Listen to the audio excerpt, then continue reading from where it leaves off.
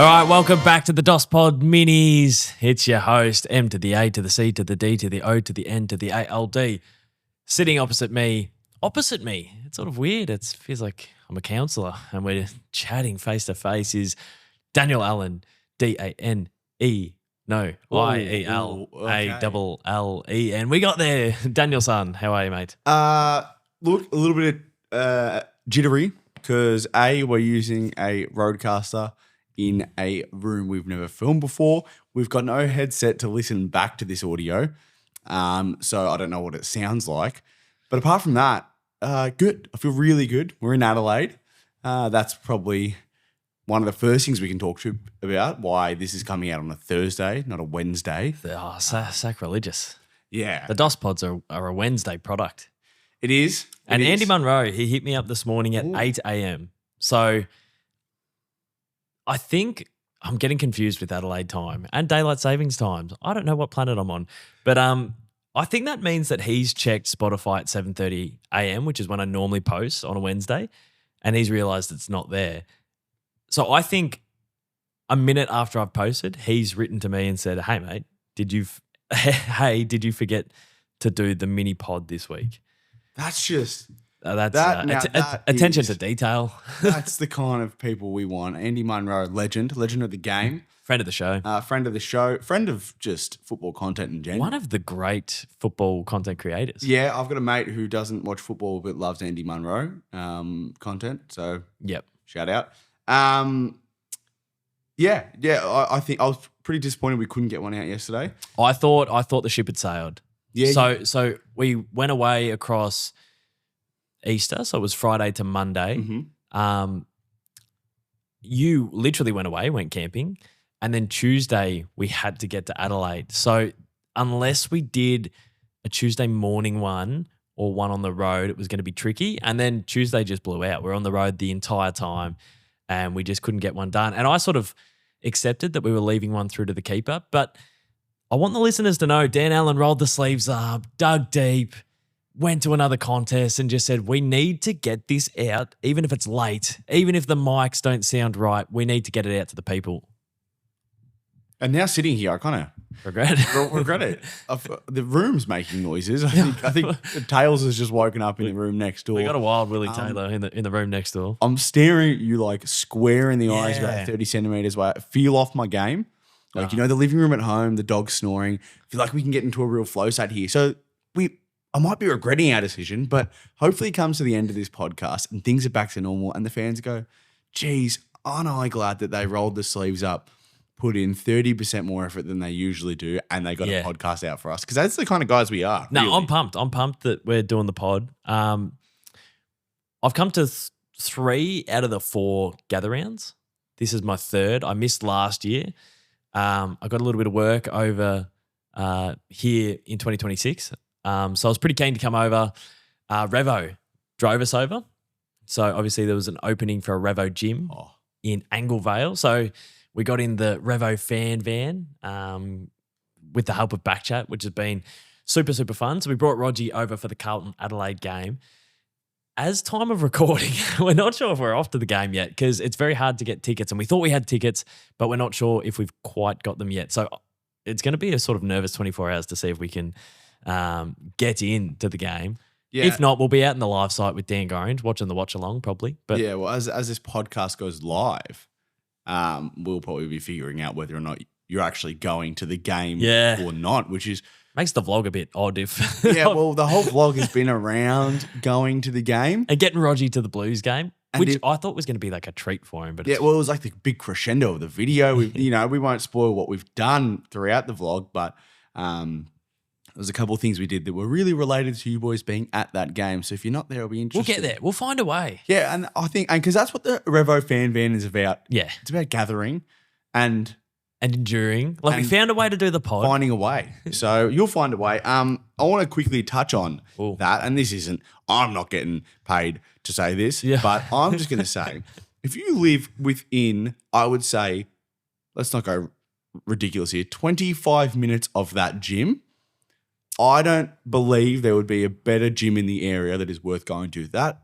like, it was seriously like the best establishment I've ever seen. It was unbelievable, the setup they had there. So, yeah, it was the grand opening of the Anglevale Revo Gym. Huge space, elite facilities. I don't venture into gyms all that often. It was good to go in there and see what Rogie sort of ticks off because he's a big gym goer. Obviously had a leg injury at the end of last year, so he's been doing his rehab very diligently, trying to get as much mobility as he can back into his leg. So to be taken through the paces of Rog, who, you know, just runs rings around me, is still at the gym. Like the man's had an injury and he's still very fit. Rings around you is probably not the exact sentence I'd use. Figuratively. Yes. Still very strong, lifting his weight. So it was good to get in there. But yeah, you're very much right. Like the new Revo out at Anglevale is unbelievable facilities. And we met up with Josh Rochelle. Yep. That was really cool. So obviously across the summer, Josh Rochelle was benching some ridiculous numbers. So we had a little bit of a challenge with him, a bit of a bench press challenge. Can Rog and myself combined equal Josh Rochelle's bench press that he got across the summer? There's a video coming out about that, but it was very entertaining to see if the boys can get it done because I can't do push-ups. So everyone says, oh, Cados, mate, you know, anyone can bench press 60 and 70 or 80. No, I literally can't lift my own body weight, and bench pressing, like I don't think I've ever done more than maybe 10 kilos on the actual bar before. So Rogie had to do a lot of the heavy lifting to equal 150 kilos all up, but it's a pretty good piece, I think. Yeah, it was really good. It was concerning to see that you move like a frail old man in the gym. But we can build towards that, and we can work on that. But well, that's what's been good with Revo. It's like it's not about where you're starting from. It's about just getting in. Yeah, and the journey, the gathering, gather around. Oh, we're gathering. Yeah, I think it was really cool. He played ball. It's always good when you work with these AFL players and they're invested in what the premise of the video is, or just the 5 minutes we had with him. It felt really easy, and he seemed really nice and was willing to give us what we needed and played along. So it was really, awesome. Shout out to Rochelle. Seems like a really cool operator, and we might actually be seeing him in an hour or two at the open training. Got the captain's run in an hour, which we'll head down at Glenelg. Should we give the podcast listeners a little bit of insight? Yep. If Josh Rochelle kicks a goal on Thursday night against the Blues, and if he remembers, he is going to do a gym celebration for us. We think it'll be like a bench press sort of, maybe it's a tense or maybe it's like a push-up. But I hope it's the bench press one because then is it tense? Like I actually would. I'll claim the tense. Yeah, but it could actually not be for us. Yeah. Like you don't accidentally do a bench press, but when you're charged and you've kicked one. He said he was almost keen to get down and do a push-up, and I'm like, well, that's just disrespectful. Yeah. That would be crazy if they're down. Imagine they're down by like 6 goals and it's on the floor doing a push-up. Maybe not, Rochelle. Let's calm down. But that's really cool. So are we going to post a video pre? Nah. So if he does it, you post a video of the whole making the bet? Because, what's better? I think it's better if the celebration is in the reel plus the challenge, or is it better if we just set the scene? Because it's a bit shit if he doesn't get a kick. Throw a story out there. Explain. I don't know. Well, we should probably ask the Marmalade boys. They know how to. They know how to do short form and storytelling stuff like this. But yeah, is it we post tonight of the challenge, and then in the morning maybe first day of gather round, and then tomorrow's the conclusion. Yeah, I don't know. I think that would be the go. But maybe I was thinking about waiting to see if he does it, because if he doesn't kick the goal, but then it doesn't really matter. Yeah, no, it doesn't, because people still get around the challenge. Let's look logistically. That still gives you an opportunity to create a viral clip from your time with Rochelle. Whereas if he doesn't kick it, your time with Rochelle just doesn't get put onto Instagram, and that seems a little bit silly, doesn't it? And if he does kick it, but we haven't released the vlog about the challenge, like it won't be a thing. It'll be like, it's just another celebration for Rochelle. Yeah. But if we do release the clip tomorrow afternoon and people are aware of it, then if he does it, it's like maybe people will get around it more. Like people will be in on the joke. And if he doesn't do it and he kicks 3, even funnier. Like it's so funny. If he imagine if we're not at the game, we don't get in, and he kicks 5 and he doesn't do it once. And we posted this clip like, hey guys, he's definitely going to do it. Yeah. That would be funny. Oh. I reckon that would go more viral. Wow. I reckon it would benefit us, and like you post your reactions to every goal of him not doing it. And like on the 4th goal, he just turns to the crowd and just sticks the finger up at you and just says, "Fuck you, Cados." Jeez, that would be heartbreaking. But no, he was really awesome, really chill down at Revo. And yeah, should we talk about the? Just was that use code Cados at Revo for 0% off at the door. Thank you. Yeah, 0% off at the food aisle at the front at the coffee shop at the front. But do sign up. It's an immaculate gym. I sent my girlfriend a message while we were there just to wrap this up. I am an on and off gym goer. I just run these days because I'm too lazy to get into the gym. If I'm completely honest, I hate it. But we were there, and I sent her a photo of like the Pilates room they had and all the equipment. I'm like, this has made me like it's made me want to sign up to a gym again. But there's nothing like that in our area. Now in Melbourne, you've got your big Derrimits and whatnot, but they're a bit further out from where I am. Yep. Near me, it's your smaller 24/7s or your community centers where you got the pool and the gym. Yep. Mate, if I had a place like that for, I think it's literally less than $10 a week, that would be a motivator for me to get into the gym. So if you live in the area and you're not signing up, you're a coward. Well, yeah, it was. No, I shouldn't say that. Massive coward. Yeah. No, it was a really cool foot in the door, and it's almost like a little bit of a bug in me to try and get into the gym. Now, that has happened multiple times in my adult life, and I'm yet to follow through with it. I'm still wandering around with the ham hips. So, let's not make any promises, Joshua Shalley style. Let's not sort of go early. But, doing the gym sesh with Tails and Rog and yourself even, you started lifting the dumbbells over the shoulder press. Thanks, mate. It did make me want to, when we get back to Melbourne, get into it. But no promises, podcast audience. Let's not hold the man to account. Leave in the comments, ham hips, Caden getting the gym. Ham hips are washed. The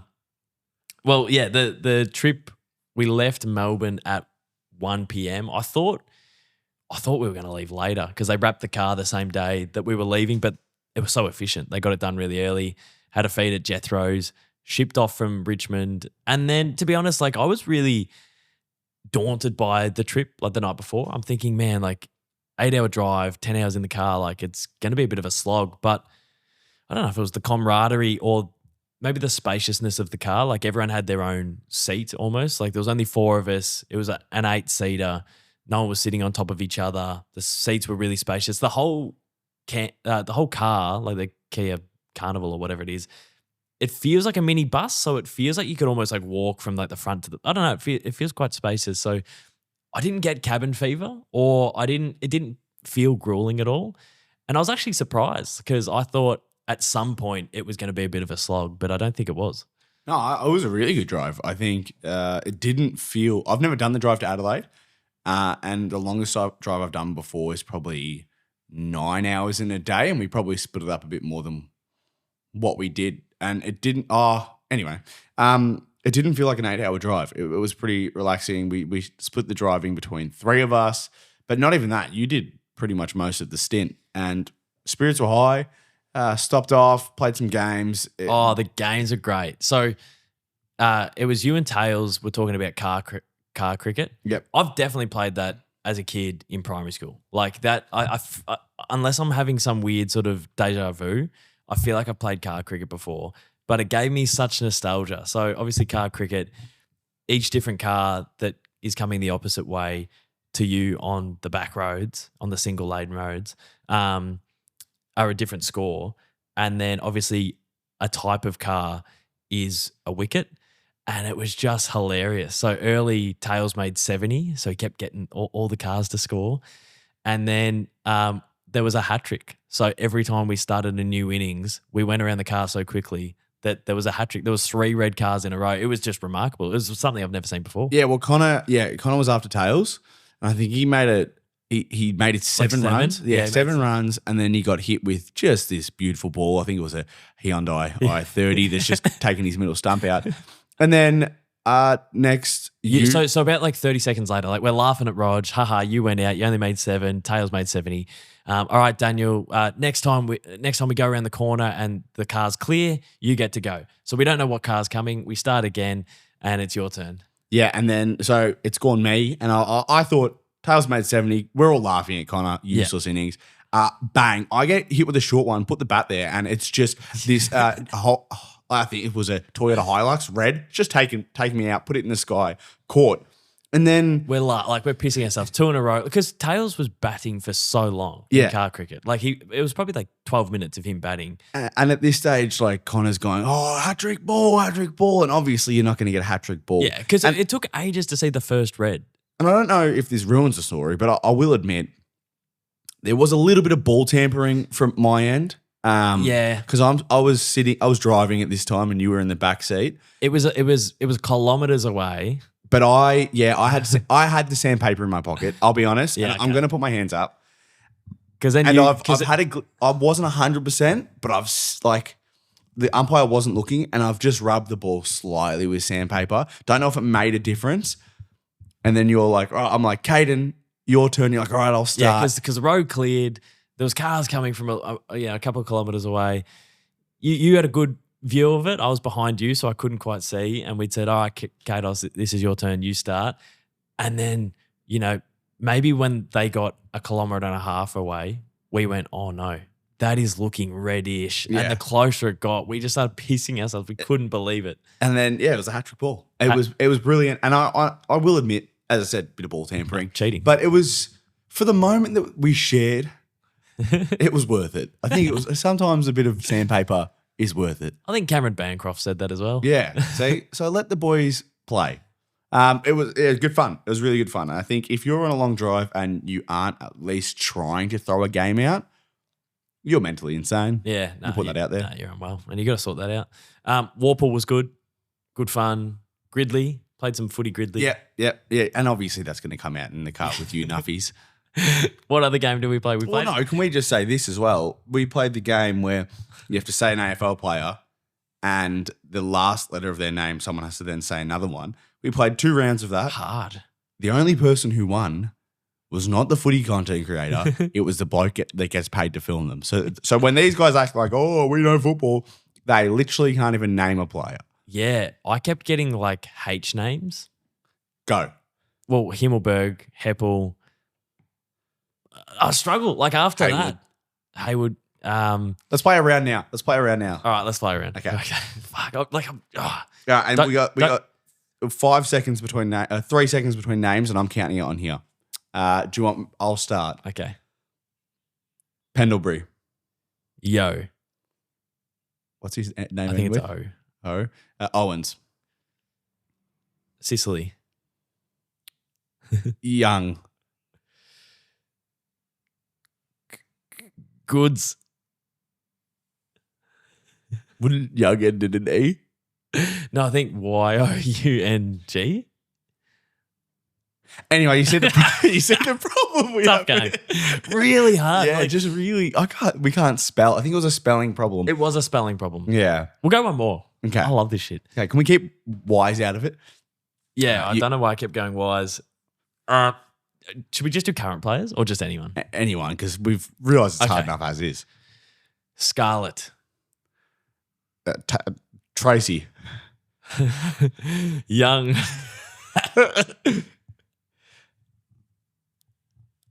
Gone. Nat Nui. I think it's an I. I think that's what he done. I. A player whose name. His last name starts with I. I think like an Ingerson or something. I reckon that was like a D's player from the 2000s. No, yeah. What did Ingerson? How many games did he play? Look him up on Gridley. I.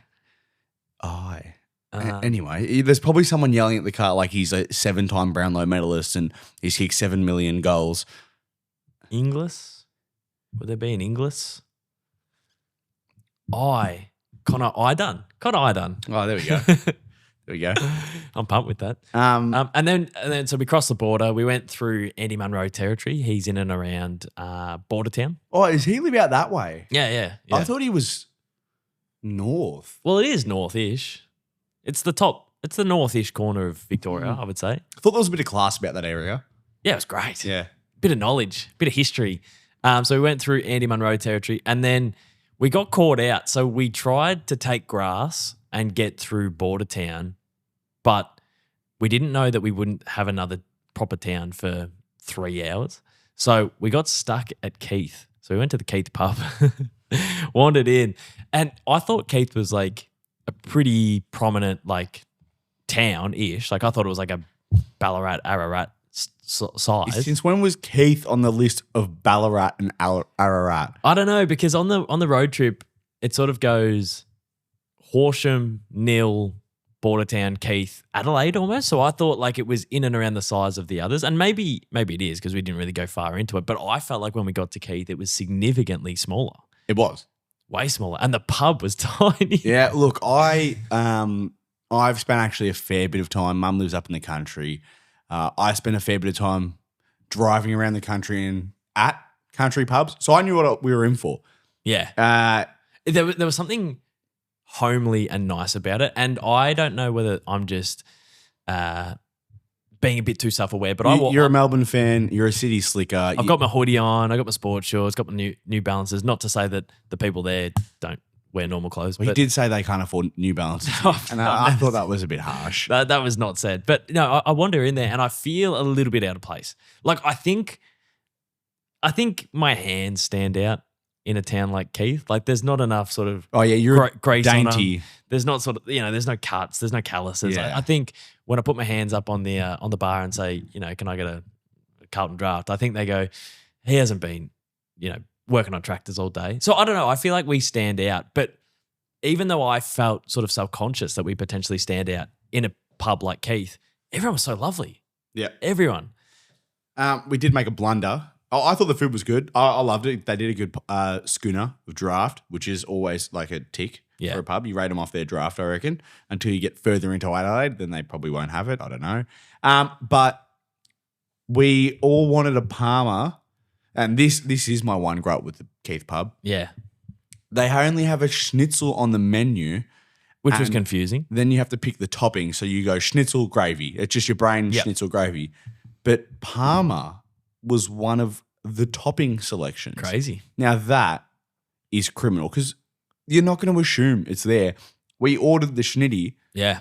And we've all gone, all right, schnitzel gravy. We've made our beds. The gravy was gelatinous. And a Parma comes out past me and I've looked at the menu. I'm like, what am I reading? Yeah. And it was in the toppings. Yeah. Who's doing that? Who's ordering a schnitzel at a pub instead of a Parma? Just put the Parma on the menu. Yeah. Makes no sense.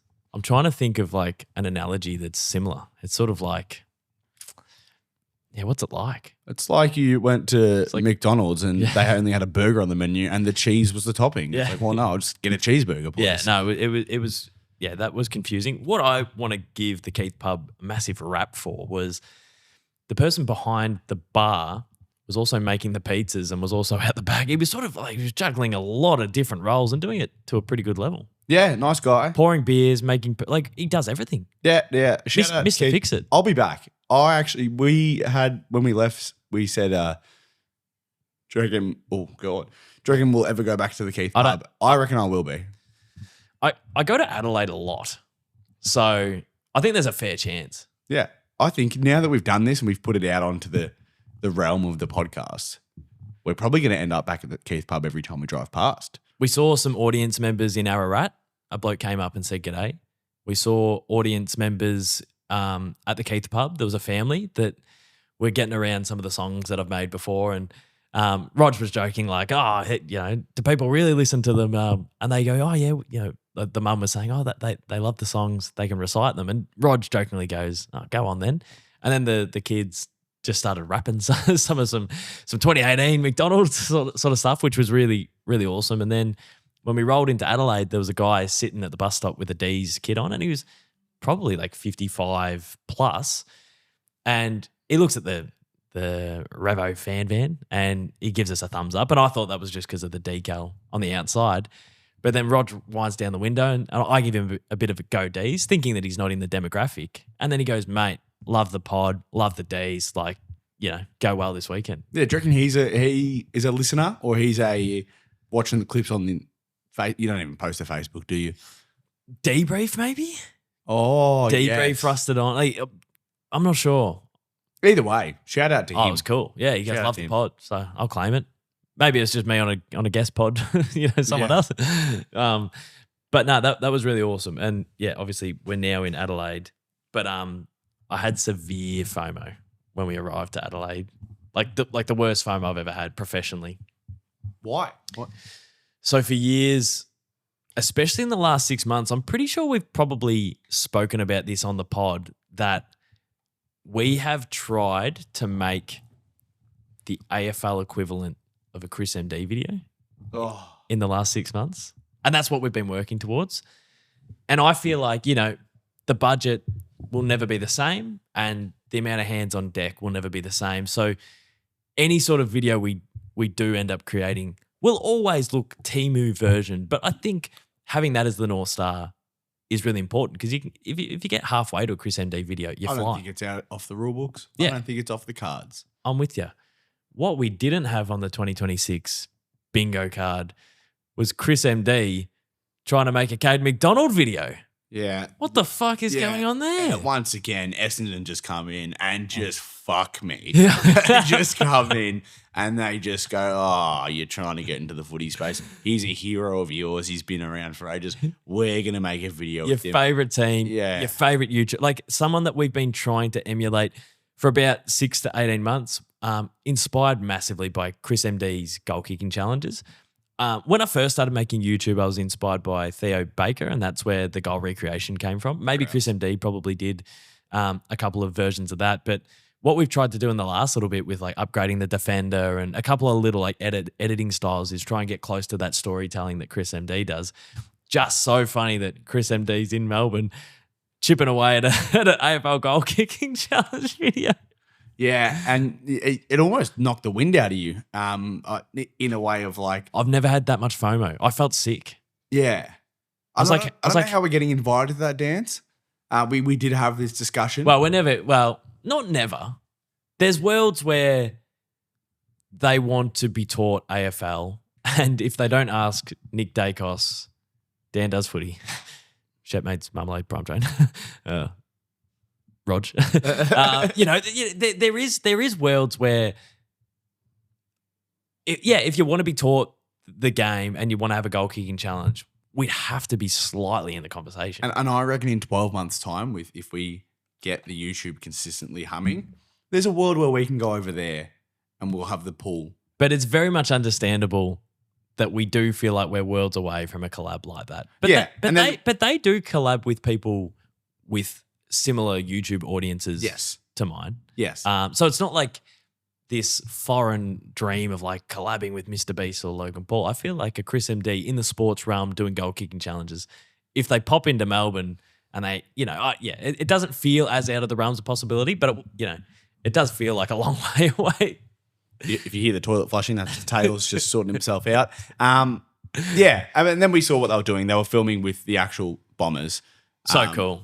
So, and if you hear that, the toilet's still flushing, it's because Taylor's has just come out. Taylor time, he's woken from a nap. Our studio has gone downhill, and we've just got Tails. Do you want to say a word on the pod? A word.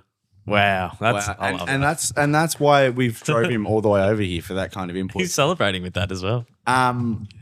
But no, we saw what they were doing, and they were filming with the Bombers. Like they were filming with the actual team. They could have been filming with Gout. I would still have some weird FOMO that I love footy goal kicking challenges. I love what they do. I think I actually got onto the Essendon social media team, and I said, massive FOMO. You got to tell me what happened here. Like, tell me the story. I want to know everything. And they said that it's for a Reeve video.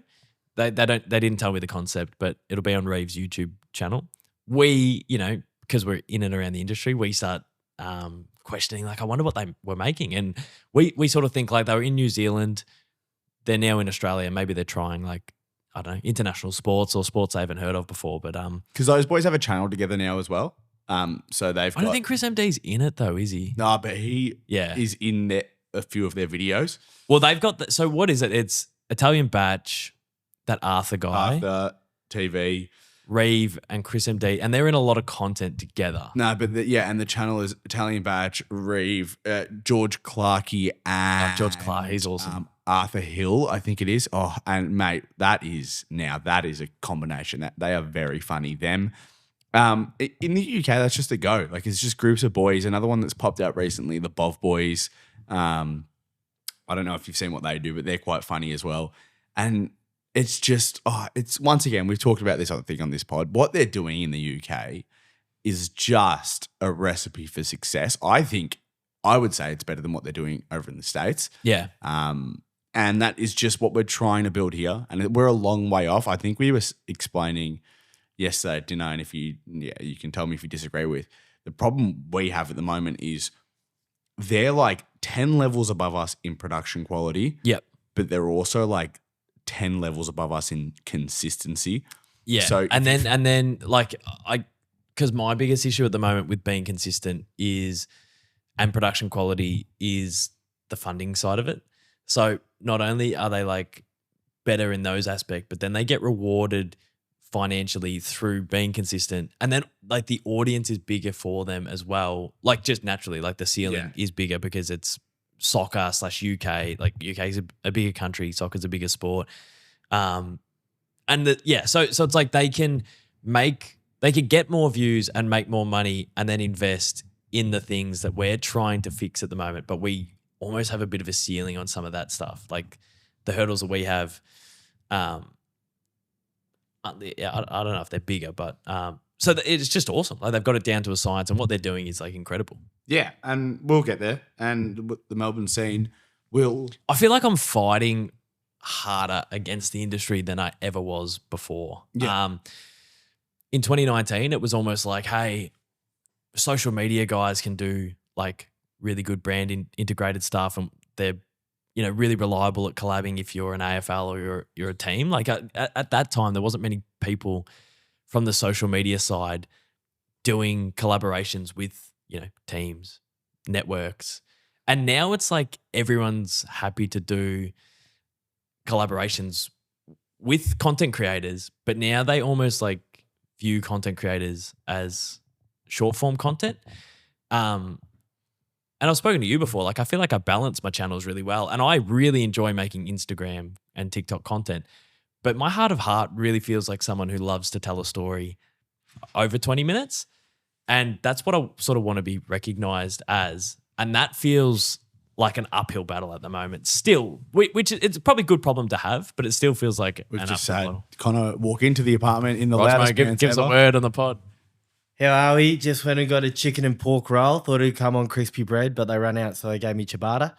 Not the same. Not the same, no. I can't believe how many hot pot joints there are in Adelaide. It's not as big of a thing here. A lot of paella as well down at the markets. Well, if you're going to say it, pronounce it properly, mate. Paella is the way of the Spanish. Silent L's. Paella? Oh, geez, that's out of my wheel. You were never going to land there, were you?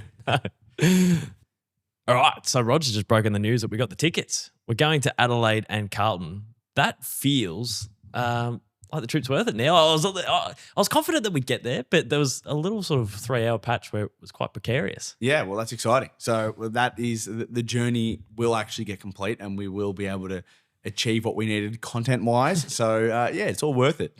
But, yeah, back to what we were saying. I think I've always been in the boat of longevity, and you see these content creators overseas, all of them, even the ones that start on short form, like your Italian Batches and George Clarkey and whatnot, they've seen the value in long form content and building their brand through longer forms of content, whether it's a podcast or YouTube. It's such a fun platform to play with, I think. Well, but it's just there's a little bit more hurdles. It's a bit like harder. You build a real relationship with your audience. You're giving them actual content that has sustenance, and Yeah. they're able to sink their teeth into it, and that they can build that relationship with you through your content, rather than, and this isn't knocking short form content. I think short form content is awesome, and the people that do it really well and have audiences that really value what they do. But yeah, I'm not in the game of short form, and I hope in the long run that here in Australia, at least, or in Melbourne, that we can make an impact on the long form scene. I think a big thing as well that we have, the UK, like the UK's small.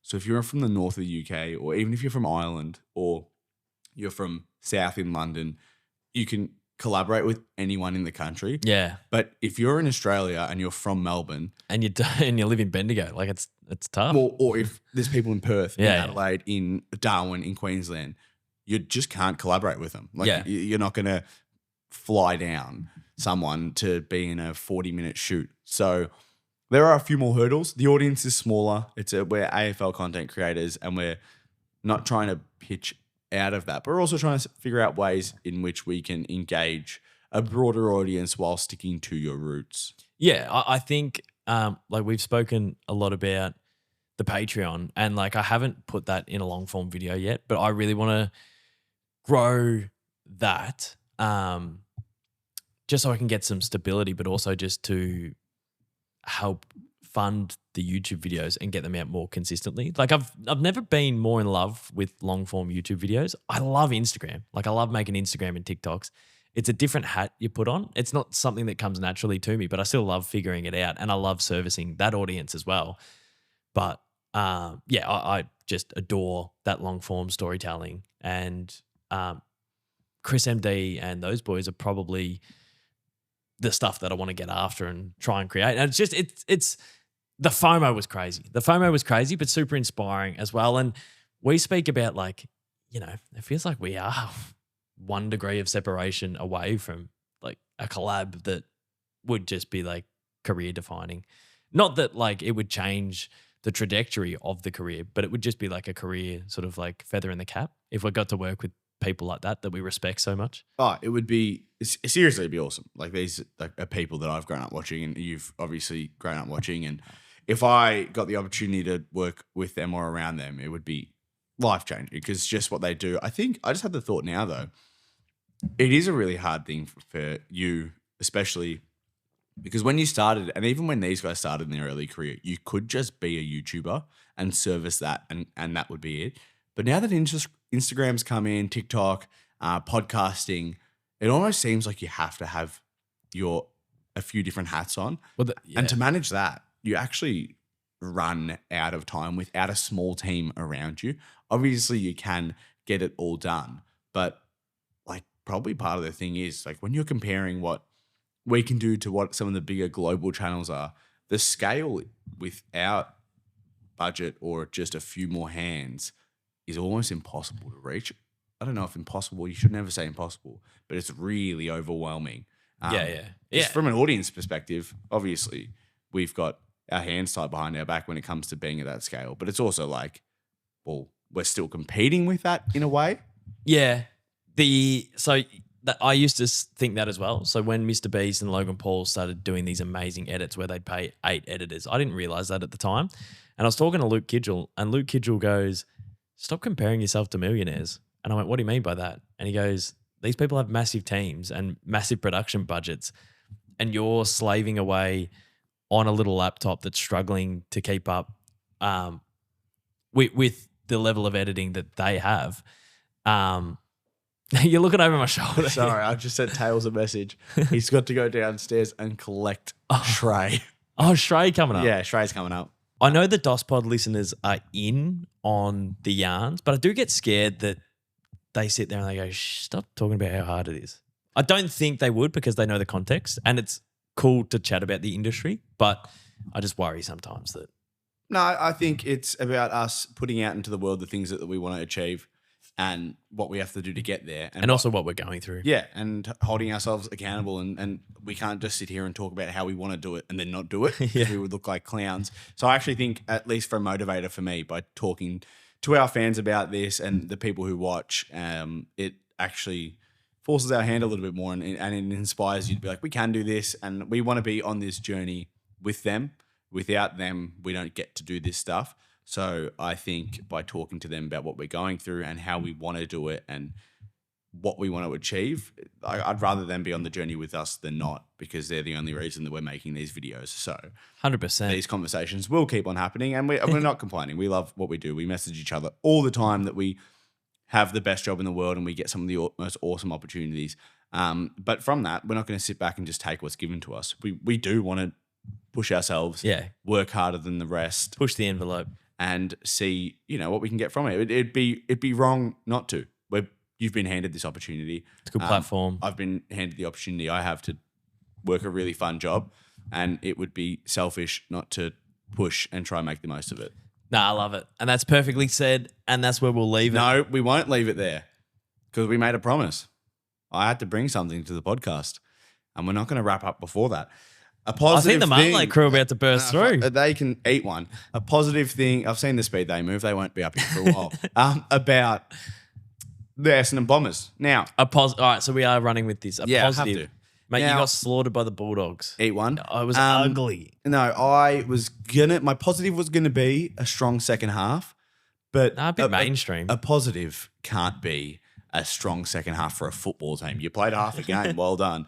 It's not my positive. My positive Talk to me. was at the end of that third quarter, the Essendon cheer squad and the fans got up and they applauded the boys off. I Now, love that. after everything that we've been through, Jesus Christ, they've just burst through Yeah, the here door. they are.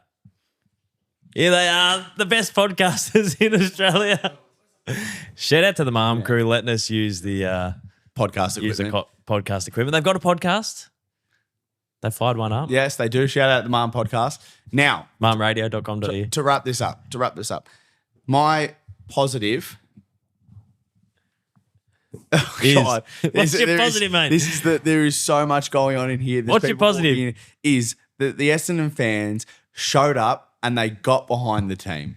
Now, Were you there? I was camping, listening to it on the radio, but they applauded the boys off even though we were down because they showed the effort that we wanted and they fought back. So that's my positive, that the Essendon fans, no matter what we're going through, we still show up and we get behind our team. And those of you that aren't going to do that this season, you can go get fucked from the start. All right? Because we're going to get behind our boys all year. It's going to be hard for them. They're going to keep showing up. And the least we can do is keep showing up for them. No, I respect that. Big game this week. You're versing the D's. You've got our number. And we're going to throttle you because that's what we do in Adelaide. Yeah, you've got our number at Adelaide Oval. Yeah.